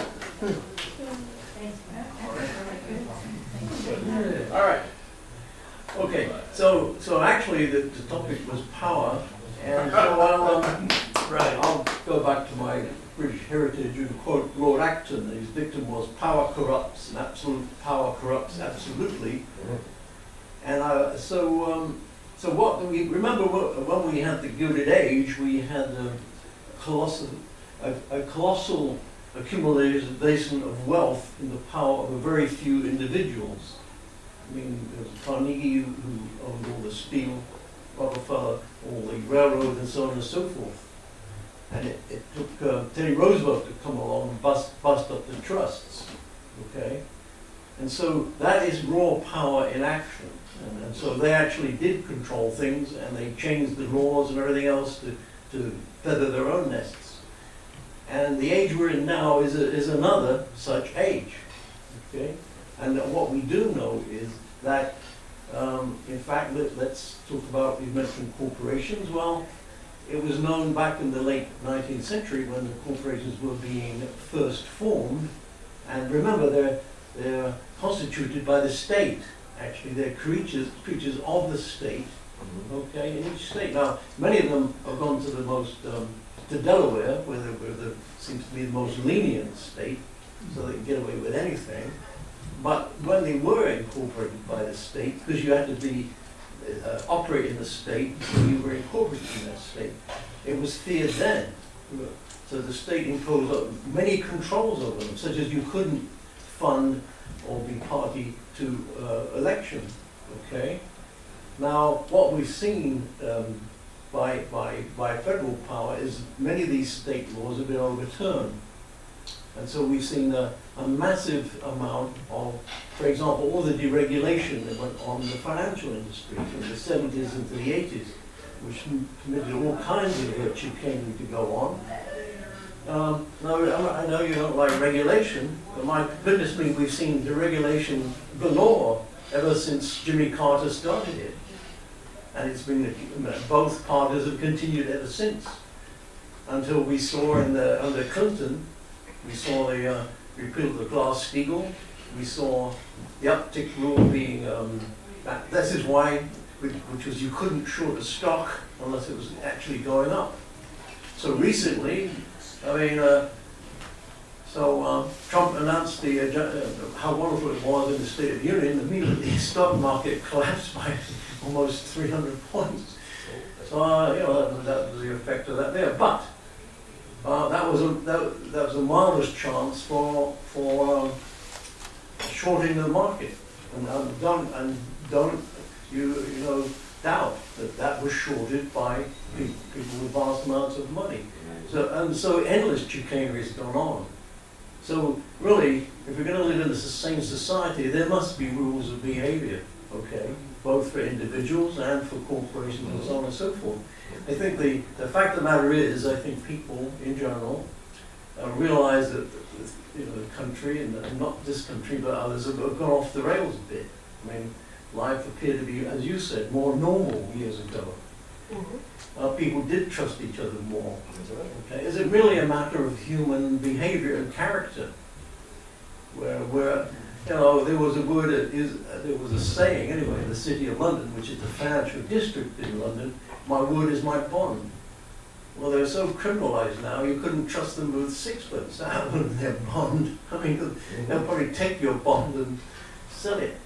So there's a lack of honesty and trust and human kindness and all the rest of it. It's just gone out the window.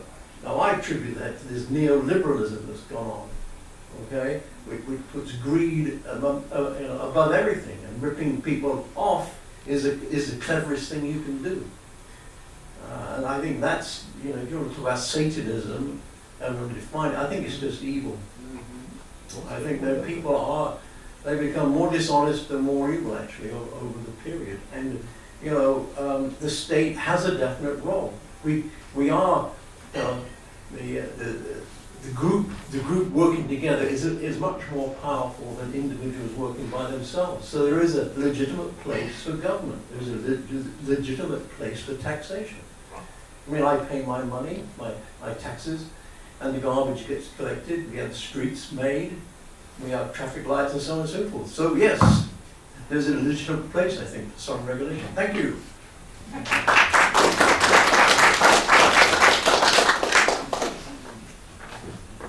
I'd like to thank you for your report. I have some issues with it. I'm going to just do a little short historical thing. After we won the Revolutionary War, we almost didn't win it because the federal government couldn't tax state tax, and we had a difficult time. And after the war, the fellows, men that fought in the war, the banks foreclosed on the property. Carlton, can you speak up a little bit, please? The bank foreclosed on their property, and we had the Shea rebellions. And we was under the Arts and Federation, and the people with property called a meeting initially to revise the Arts and Federation, but that didn't last too long because they wanted order, and so they came up with what they called the federal system, the Constitution of the United States. So the point I'm making is most of the things that the government, your argument was primary against the government, but there are a lot of other actors, and as John said, we are complicit ourselves, is that the government does what they think people want done. It may be corporations, they don't represent the average person, but they do what the people that they listen to tell them to do. And that's power. But if you notice, if you join a sorority or a fraternity, you give up power whenever you join an organization. And we're willing to give up the power to the federal government for protection. And, you know, after during the Great Depression, we found some people had enough knowledge that people were not lazy, but there were things beyond our reach. And we need somebody to referee to be certain that everybody had a fair chance. And that's where government comes in. We had private schools that were really almost everywhere except on the East Coast. Only the rich children would go to school. And we started a public school system, and many of us are benefiting from public school. And we have some people complaining about it. I complain about the performance, but if it wasn't for the public school system, I wouldn't have gone to school. And my parents were not poor. So I think we have to think long, and when we say something's wrong, we ought to have a reasonable solution. And that's what I think we need to focus on. From being an African American, if it hadn't been for the government, I'd still be in slavery. I was in slavery partly because of the government, but they finally fought the Civil War, and then we were supposed to be freed. And so I think government is necessary where you have a large group of people because we all agree. In a rural place, we had people who agreed, and everywhere I've gone, we have people who agree. So somebody has to referee, and we give that right to the government. But we are to kind of ourselves consider what's right and what's wrong. And then maybe we all can be asked to bite.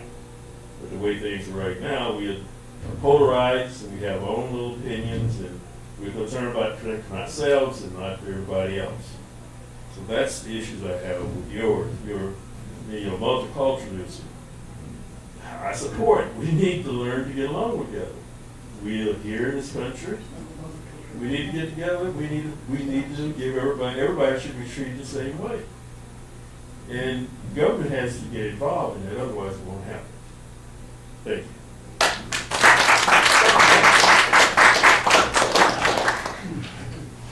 All right. Wow, what a topic. That was a good topic. I gotta agree, you started out really good. I was like, whoa, and then, I don't know. But anyways, all I can do is just give my thoughts on the general topic because it's such a big thing, and that comes down to boiling things down. So, first of all, we have alien, communist, Satanists running things, so you might as well just give up, okay? Is that true? Alien, communist, Satanists? I know. Anyway, well, I didn't think of that in the old days, but there's some things that I still think that are true that occurred to me a while ago. One is, what you pointed out, there's a system of raw power being exercised kind of behind the curtains. And we all kind of feel that. We know everything's not on the up and up. What am I doing? It doesn't matter. Just go ahead. Anyway,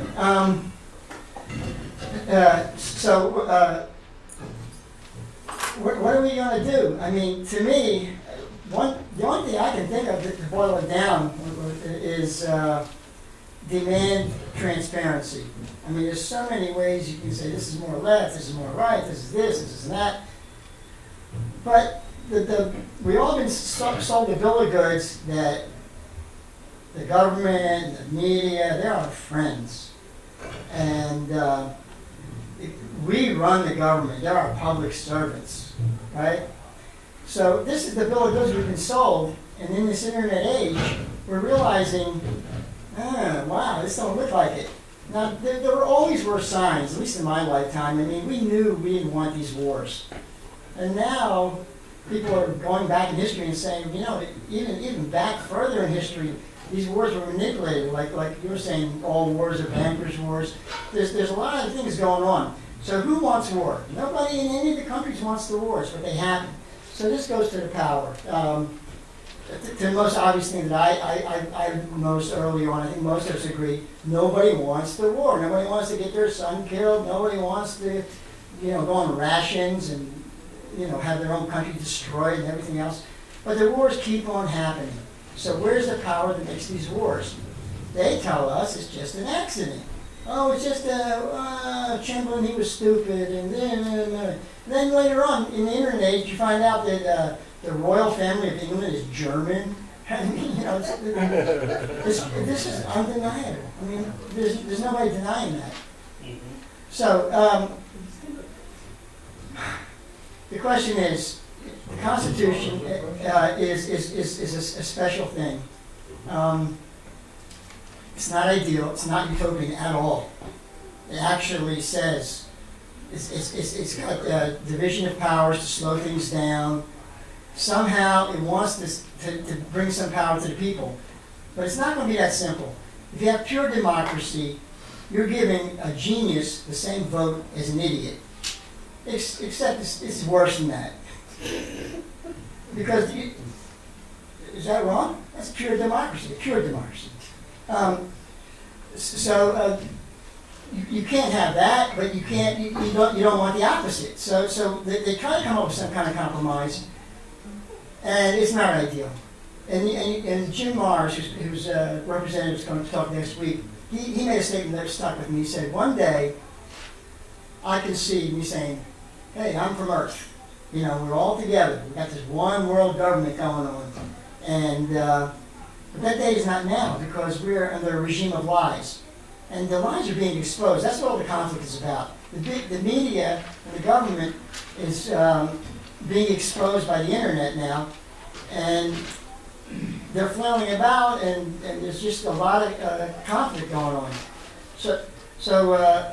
Today we finally have the highest power that people would want would be to control the whole world. I mean, I have nowhere to run. I can't run to Germany or Iceland or whatever. The only place I can go is Antarctica, maybe. And the power of this internet is so amazing. The computers that they're salivating this dream of world domination and control. And so basically, they say we know what's better for you. And these are very flawed human beings. I don't know if they're Satanists and communists or else, but they are just as flawed as us, probably worse in a lot of ways. And they think they know what's better. So we're going to have to balance this out. But the one thing that I think that will help is we demand transparency. No redactions, no classified, none of this crap. Then we might have a slight inkling towards a more democratic, real society that we were promised. Thank you.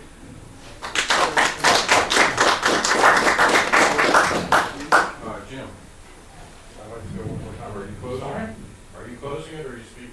I'm just going to speak. Okay. I'm not going to close it. We're still have time.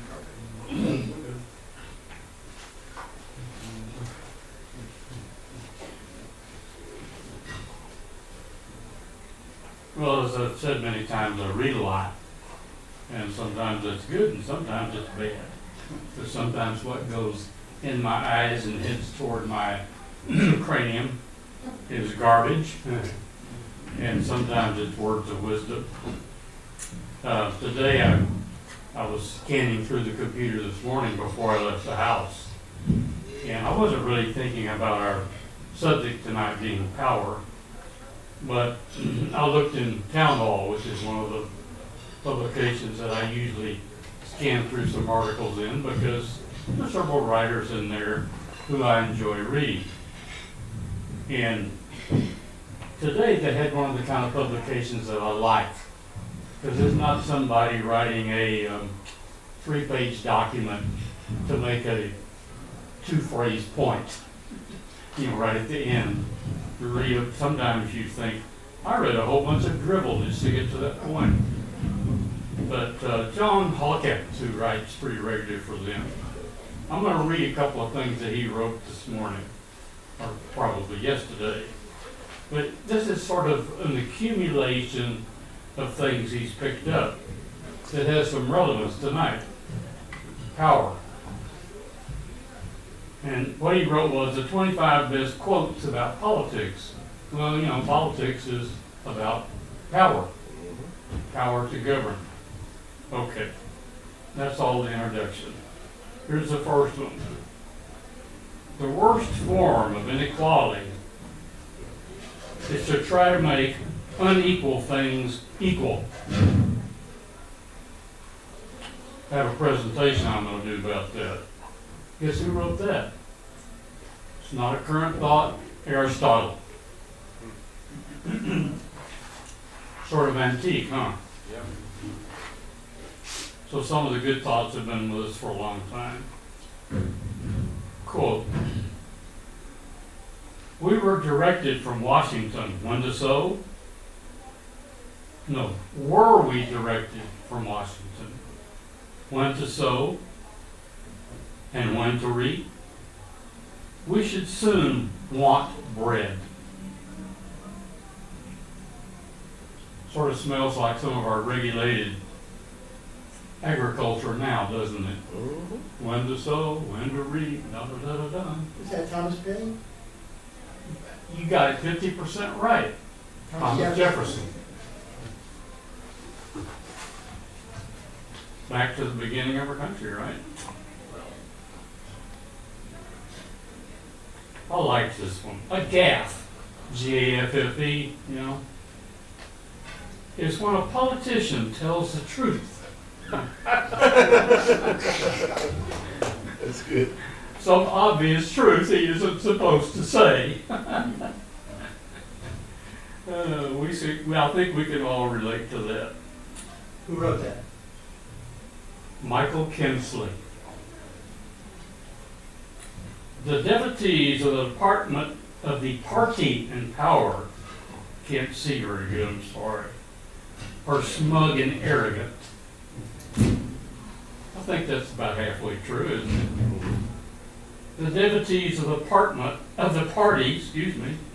out of power, are insane. And if you're a Republican, you would say, that sort of smells like today's politics. And if you're a Democrat, you'd say, how could anybody say that? We're not insane. And that was Megan McArdle.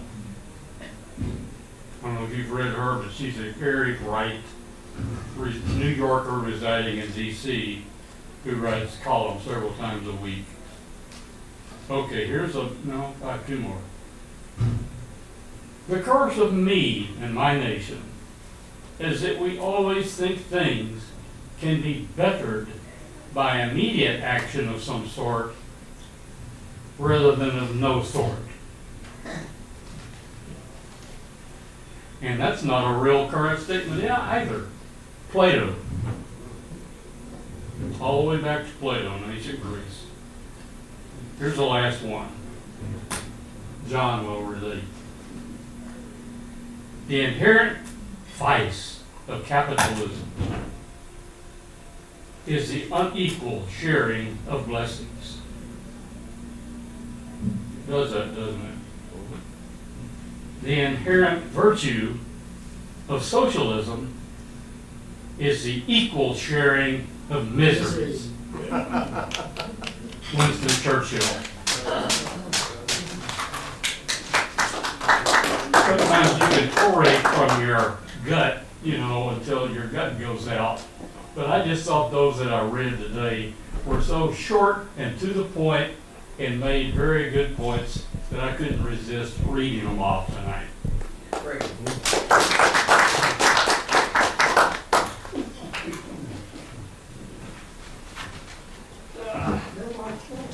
Well, I think what we've been talking about here, whether we really focus on it or not, is we've been talking about two things, maybe not distinguishing them clearly.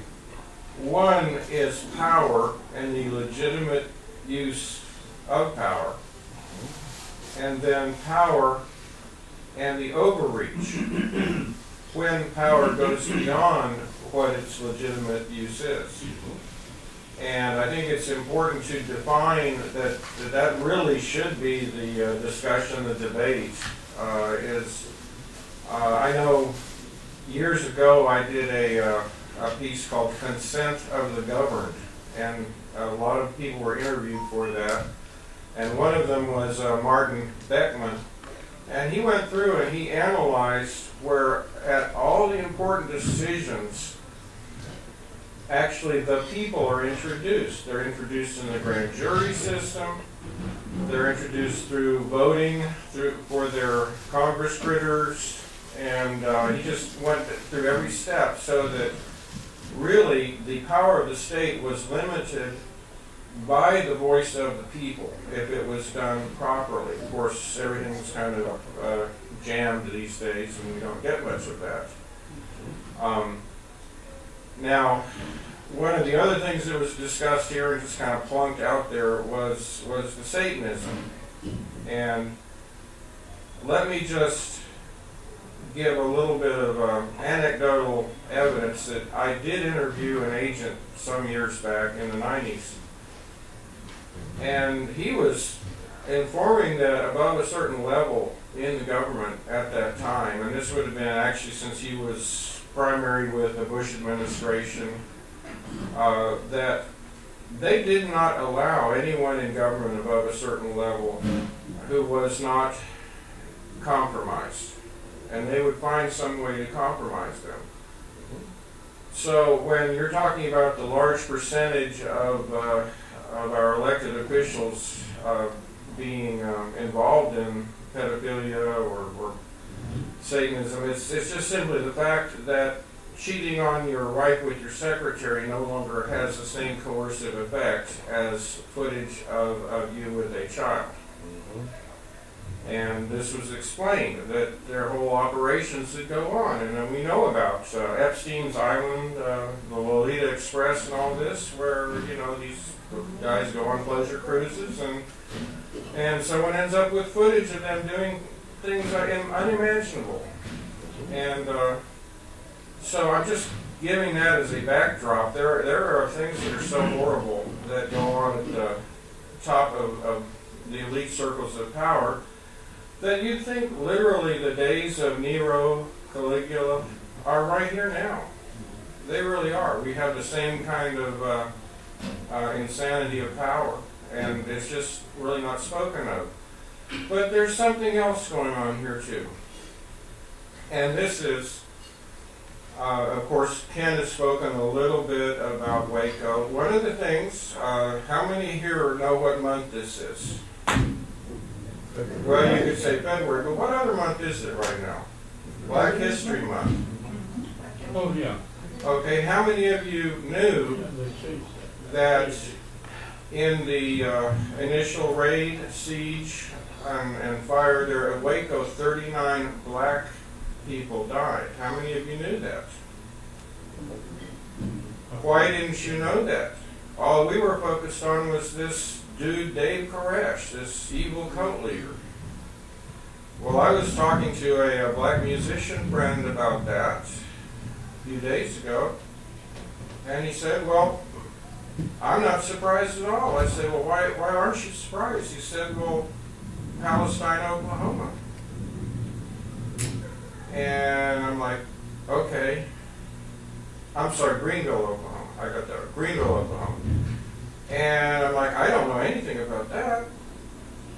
He said, well, there was a massacre there of over 1,000 blacks. It's Greenwood. Is it Greenwood? That's Thank you. Tulsa. Yeah, it's now Tulsa. Tulsa is expanded. What's that? But that was a 1930. 1921. 1921. It is, our history books tell us it was a race riot, but they tell us very little about it. You had a very well-to-do black community who did business with themselves, took care of their own affairs, and were very prosperous. And there was a lot of envy of that community. From what my friend was saying, no one ever figured out that anyone did anything wrong, but in one day, all of a sudden, forces moved in there and killed over 1,000. There are some accounts that they think 3,000 people may have died there. I mean, who was really counting?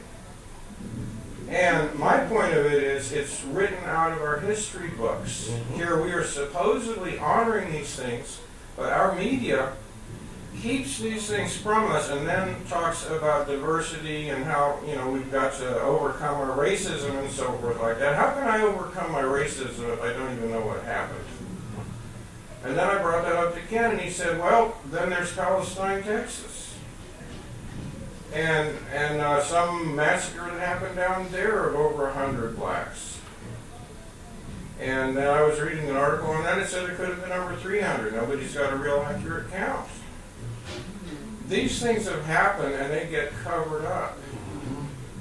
The media is the engine of this power overreach, whereas the media should be the standard of truth for us all.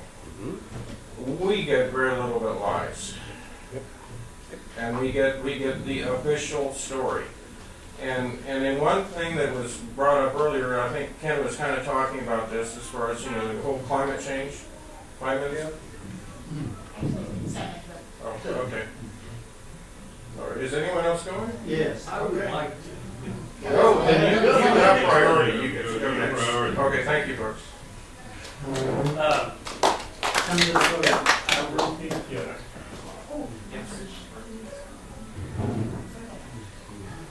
I don't think anybody ever drew the distinction between wealth and power. And I'm not sure that I understand how you could discuss power for an hour and a half and not talk about the connection between wealth and power. And it's nothing new. And this gentleman touched on it after the Civil War, that there was an issue.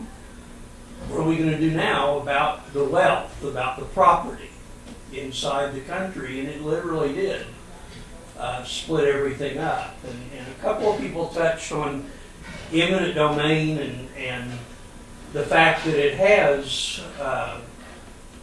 eked its way into, somehow, into whether you can build an apartment complex someplace, or somehow that has become an eminent domain issue. If you're aware of South Dallas, Mayor Rollins condemned a car wash because he said he didn't like the activities that were going on there.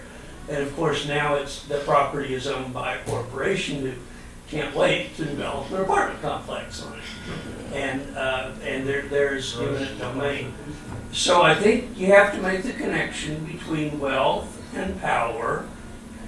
And I think whatever his second quote was, that had to do with basically the concept that the people with the wealth will eventually rule. Well, what we have is we have a quarter of the country, in Dallas about 33%, that lives at below the poverty level, that only can live because of subsidies from yours and my taxes, or somebody's taxes. The only reason they can eat is because of that. But yet they're employed by major corporations like Amazon and Walmart and Sears and yada, yada, yada, on and on and on. So they're working people. So I would argue that maybe, I don't know about Satan, and I sure don't know about the gay cake baking thing, but I do know that slavery is a natural, seems to be a horrible natural tendency, and I don't know that anything that I heard here is any different than that there is this desire of wealth to enslave masses. He says, kill them. I don't think you want to kill your workforce. So I would argue that that's where the real rub comes, and we just don't want to talk about it.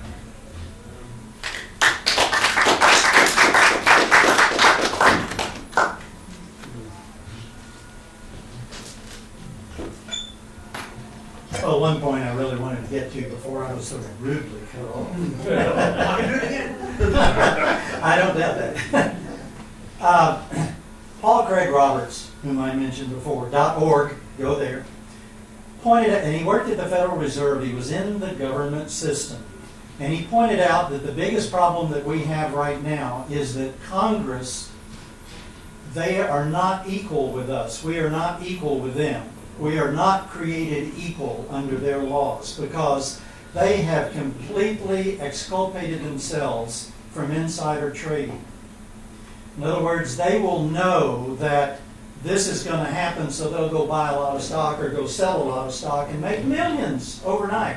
One of those people had, there was this area where they were going to declare a natural preserve, and before that was declared, he went out and just bought hundreds of acres of land nearby, knowing the value would just soar after that. It was declared by Congress, and in the next year he doubled his money on all that land by congressmen.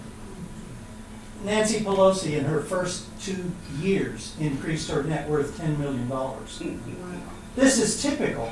They're probably on a 1 or 2 or 3 men and women in Congress who are not bought off, who are not millionaires for having been there.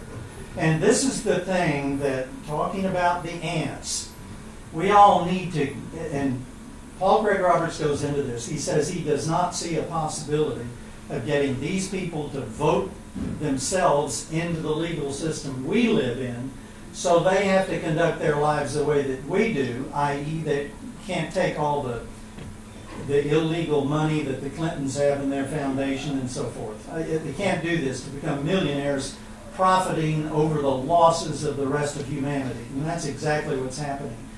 Greed, money, capital is the heroin of this society. And the more people get, the more they've got to have it. And the idea of Satan, personally, I don't believe in an entity called Satan. I think that's a fabrication of mortal human thinking. Because to me, the one God is divine love and is infinite and omnipresent and would never have created such a thing. We live in the matrix. This thing we live in is a grand illusion in many, many ways, much deeper than we see. I think that film was one of the most brilliant films ever, whoops, that comes to button, ever made. And the ones that followed it were diluted down. Somebody got to that because they were getting on to something that was too true. But the thing that Paul Craig Roberts comes out and says is that he thinks the only way that we can correct this and go back to our Constitution as the Founding Fathers gave it to us. And incidentally, I think it was Thomas Jefferson, when he left office completely for the last time, says, "I leave with my hands as empty as I came in here with." I don't think any of those up there, except 1 or 2, could say that today. Yeah. But we need to become the ants that swarm on Washington, D.C., and we need to transform ourselves into fire ants and just bite the hell out of them. Amen. and drive them out. You know, when they had the financial collapse in 2000, what was it, 6? And, so what's the island? Jack- No. Up there. Oh, Lolita Island? No, off from Canada. No, anyway, I'll think of it. They had their big financial collapse, and the people, it's a small enough country. Iceland, they got together and they said, hey, government, bankers, this is not our problem and it's not our debt, it's yours, you created it. And when the Federal Reserve went in, it started creating a debt because now this private bank was loaning money to the government that before that the Treasury just printed. And there was no debt created that way. And now this is a debt created to a private banking system, and they passed the income tax law as well, so that that is the militaristic collection agency for that debt, for the interest on the national debt, and that's all it is. Both of them remain today unconstitutional, and we need to stand up as people and gather more and more numbers. And Roberts might be right. He says he thinks it may require an armed revolution in Washington, D.C. to take over this. In Iceland, they took pots and pans and spoons and beat them 24/7 for just weeks until it just drove Congress nuts. They left. The people held elections publicly, elected a whole new government, and the last I heard, they have about 26 of their bankers in prison, and the rest have fled the country. That's what we need to do. Who's next? All right. Dan, you're gonna wrap it up. Well, I appreciate everything everybody had to say. I do have to take some issue with what John said, which is what we're having honest discourse here, which is a good thing. That's why I said, Yeah. If you look at losthorizons.com and you actually read the material, he has on that website example after example after example of people who have gotten refunds from the IRS. They filed an honest return, said, I don't owe you any money, this is why I don't owe you any money, and they got their money back, billions of dollars. And no real argument from the IRS. Of course, the IRS always argues, they like to argue. But if you stick to your guns, you can beat them. If you follow the law, you know what the law says, I mean, not what they say, but what the law says, which they are obligated to follow, you can beat them. But anyway, this is a big subject. We have a lot of things to say. I appreciate everything that everybody had to say. There's so many aspects of this, there's no way we'll get it all covered. But reiterating what Albert said a little earlier, each one of us ants has to decide how we're going to bite the monster, and then very courageously, because it'll take courage, to stand up and bite the hell out of that monster. Pick your fight, pick where you're going to bite it, and then bite like hell, and don't stop until the monster's dead. So that's basically it.